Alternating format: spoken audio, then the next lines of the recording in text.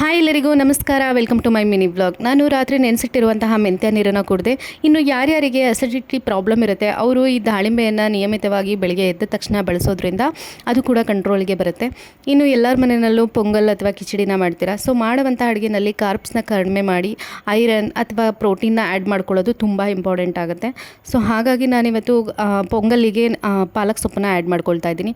ಹಾಗೆ ತುಪ್ಪ healthy fat ಕೂಡ ಹೌದು. 1 ಸ್ಪೂನ್ನ ತುಪ್ಪನ ನೀವು ಆರಾಮಾಗಿ ಬಳಸ್ಬೋದು ಪ್ರತಿದಿನ. ಇನ್ನು ಮೊಳಕೆ ಕಾಳುಗಳು ಬಹಳನೇ ಒಳ್ಳೆಯದು ಆರೋಗ್ಯಕ್ಕೆ. ಹಾಗಾಗಿ ಅದನ್ನು ಕೂಡ ನಾನು ಬಳಸಿ ಪಲ್ಯ ಮಾಡ್ಕೊಂಡಿದ್ದೆ.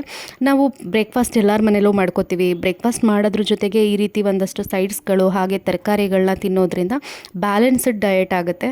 ಇನ್ನು ನೆಕ್ಸ್ಟು ಕೊಕೊನಟ್ ಆಯಿಲಿಗೆ ಸ್ವಲ್ಪ ಕ್ಯಾರೆಟ್, ಬೀಟ್ರೂಟ್ ಹಾಗೆ ಕಿತ್ತಳೆ ಹಣ್ಣಿನ ಸಿಪ್ಪೆ, ಸ್ವಲ್ಪ ಕರಿಬೇವು ಇದಿಷ್ಟನ್ನು ನಾವು ಎಣ್ಣೆಯಲ್ಲಿ ಕಾಯಿಸಿ ಬಳಸೋದ್ರಿಂದ ಸ್ಕಿನ್ ಮತ್ತು ಹೇರು ತುಂಬ ಚೆನ್ನಾಗಿ ಗ್ರೋತ್ ಆಗುತ್ತೆ. ಸಿಗೋಣ ಮತ್ತೆ ನೆಕ್ಸ್ಟ್ ವಿಡಿಯೋದಲ್ಲಿ. Until then take care and bye. Thank you.